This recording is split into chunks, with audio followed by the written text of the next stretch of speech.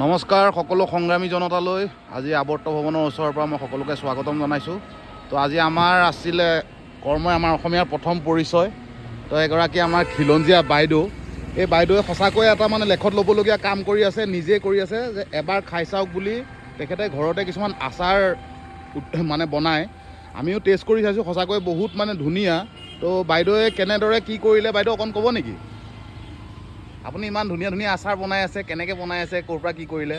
মই ক'ৰ পৰা শিকা নাইকিয়া বাৰু, মই নিজে বনাইছোঁ। মই ঘৰত আগৰ পৰা বনাওঁ। তাৰপিছতে মই ভাবিলোঁ যে নাই মইতো ভাল হয়, সেইটো কাৰণে মই ভাবিলোঁ কি নাই মই ব্যৱসায়তে লগাই ভাল, সেইটো কাৰণে মই আচাৰ বনাই।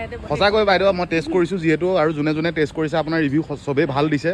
গতিকে আমাৰ এজনী খিলঞ্জীয়া উদ্যমী যুৱতী মানে এগৰাকী মহিলা, যি ঘৰ সংসাৰৰ দায়িত্বৰ লগতে ভাবিছে 2 এটকা কিবা এটা কৰি পেলাই উপাৰ্জন কৰিম, গতিকে আগবাঢ়ি আহিছে। আপোনালোকে ঘৰতে বনোৱা আচাৰৰ যদি সোৱাদ ল'ব বিচাৰে তেতিয়াহ'লে আপোনালোকে আহিব পাৰে। আমাৰ যিটো DC বাংলা আছে, DC বাংলাৰ পৰা এনেকৈ আৱৰ্ত ভৱনৰ মুখতে এনেকৈ বহে বাইদেউ, ষ্টল লগাই পেলাই।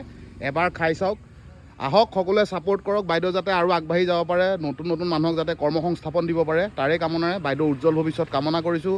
ধন্যবাদ। জয় আই অসম, #সংগ্ৰাম।